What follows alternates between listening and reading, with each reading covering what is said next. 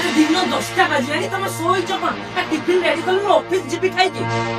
ଓହୋ କଣ କରିବା ବାହାଘର ପୂର୍ବରୁ ଲୋକମାନେ ୱାଦା କରନ୍ତି କହନ୍ତି କି ବାହାଘର ପରେ ମନାଲି ବୁଲେଇ ନେବେ ଗୋଆ ବୁଲେଇ ନେବେ ମାଲଦୀପ ବୁଲେଇ ନେବେ ହେଲେ ବାହାଘର ପରେ ସେସବୁ ପୁରା ଭୁଲି ଯାଆନ୍ତି। ହଁ ରିଏଲରେ ତ କେବେ ବୁଲି ପାରିବେନି ଭାବିଲେ ସ୍ୱପ୍ନରେ ଟିକେ ଘେରାଏ ବୁଲି ଆସେ ଏତେ ବାଟ ବୁଲିଲା ବେଳକୁ ଲେଟ୍ ତ ଟିକେ ହବ ନା।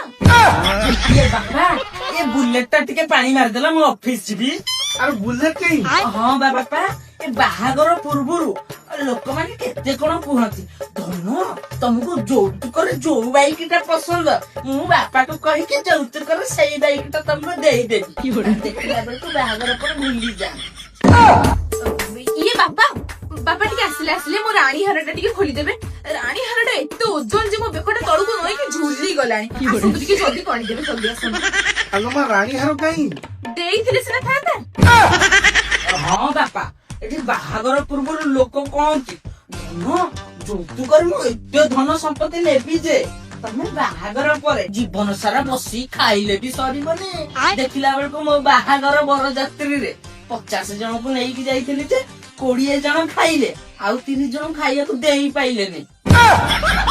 ବାପା ଜାଣିଛନ୍ତି କି ନାଇଁ ବାହାଘର ପୂର୍ବରୁ ଲୋକମାନେ ବଡ ବଡ ୱାଦା କରନ୍ତି କୁହନ୍ତି ବାହାଘର ପରେ ସୁନା ଥାଳିରେ ଖାଇବାକୁ ଦେବେ ରୂପା ଗିଲାସରେ ପାଣି ପିଇବାକୁ ଦେବେ ଫୁଲ ଝୁଲଣାରେ ଝୁଲେଇ ଦେବେ ଆଉ ମାଟିରେ କୁଆଡେ ପାଦ ଲଗେଇ ଦେବେନି। ଦେଖିଲା ବେଳକୁ ମାଟିରେ କୋଉଠି ଚାଲୁଛ କି? ତମ ମାର୍ବଲରେ ଚାଲୁଛ।